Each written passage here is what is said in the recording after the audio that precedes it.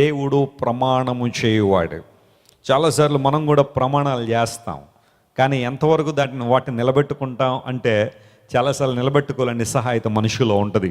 వాగ్దానాలు చేస్తాం, కానీ వాగ్దానాలు నిలబెట్టుకోలేం.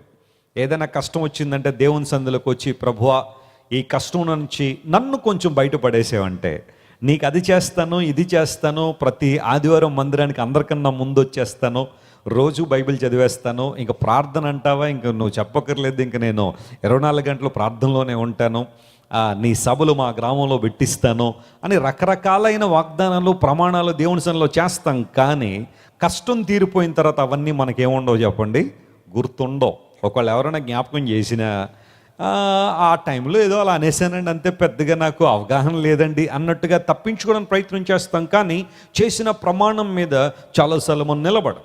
అయితే ఎలిజబెత్ అనే మాటకు అర్థం అంటే God is my oath, God is my promise. దేవుడు ప్రమాణము చేసి వాగ్దానము చేసి ఆ వాగ్దానాన్ని దేవుడు ఏం చేస్తాడు, నెరవేర్చువాడు.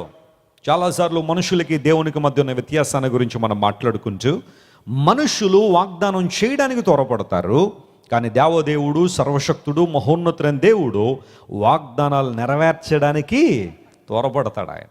ఇది ఆయనకు మనకున్న తేడా. వాగ్దానాలు చేయడంలో కొన్నిసార్లు మనల్ని మించిన వారు లేనట్టుగా వాగ్దానాలు చేసేస్తాం, కానీ నిలబెట్టుకోవాల్సిన పరిస్థితి వస్తే మన జీవితంలో లాంటి అనుభవాలు దూరం అయిపోతున్నాయి. కానీ దేవుడు వాగ్దానం చేశారు అంటే వాగ్దానాన్ని ఏం చేస్తాడు, ఆయన ఖచ్చితంగా నెరవేర్చేవాడు.